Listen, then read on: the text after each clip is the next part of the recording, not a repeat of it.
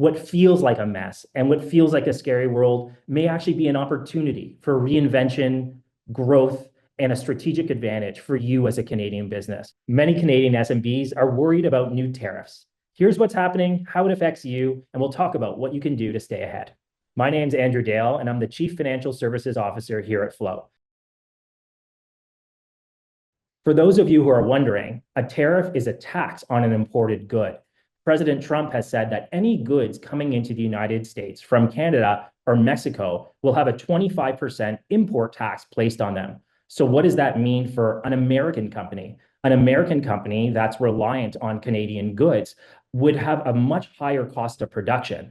And conversely, Canada has said that they will retaliate with tariffs on American goods. And so if you're a Canadian business reliant on American inputs, for example, as a grocer or a clothing producer reliant, for example, on American textiles or fruits and vegetables in your store, those goods would then have a tax coming into Canada. And so this tit for tat ultimately raises the price to produce one's goods and sell them in the market, and is generally a situation that relies or the results in much higher prices for the end consumer. And this is fairly unprecedented in the modern age of trade. You might recall that President Trump in his first term that ended in 2020, one of his first objectives was to renegotiate the North American Free Trade Agreement under the threat of tariffs. But Canada and Mexico both played ball at that time to create the new CMUSA or Canadian USA Mexico trade agreement, and the tariffs never happened. So this is the first time in modern history that this type of North American trade war is actually coming into effect.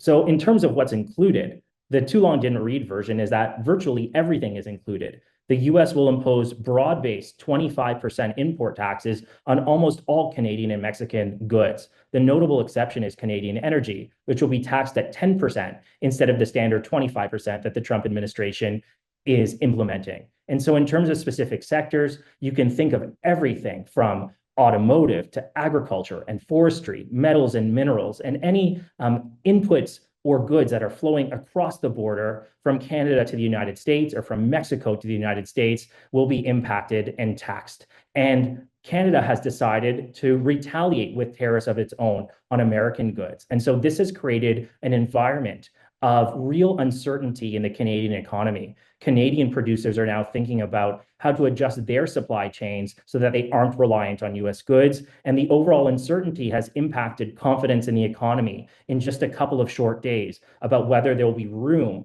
in the budget and cost for these businesses to be able to innovate in light of these increased costs.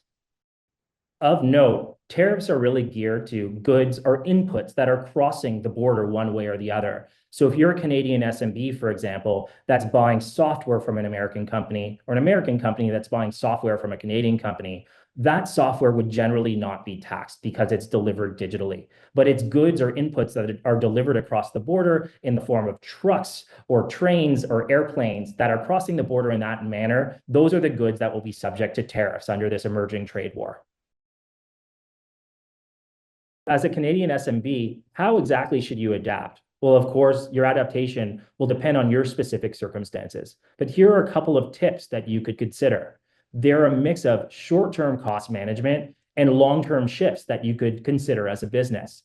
In terms of short-term management, you should identify which of your inputs, products, or costs are affected by the tariffs and how much your own costs of production will increase, whether it's raw materials, transportation, or overall supplier costs. So talk to your suppliers and partners and understand how much of that tariff or price increase they'll pass along to you.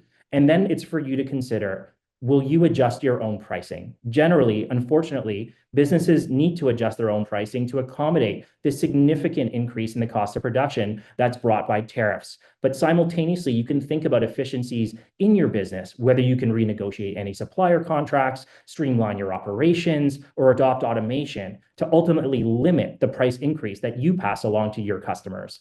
And then in terms of longer term strategic shifts, think about diversifying your supply chain. Are there non-US alternatives that you can consider as a Canadian business, such as local manufacturers? Choosing local is always great, or even European or Asian suppliers that you can use to avoid this tax on your inputs. Nearshoring is a big trend, and it allows you to control your supply chain more directly. And if you can't nearshore, consider bulk purchasing, even from your American suppliers, so that you are able to lock in lower long-term rates before prices rise further. One other thing to consider above all, this is turning into a moment of national pride. It's time to explore local suppliers and local vendors that you can support as they battle increased prices from their American suppliers. And buying local is never a bad idea when you're looking to exert more control over your own supply chain and show some national pride as well.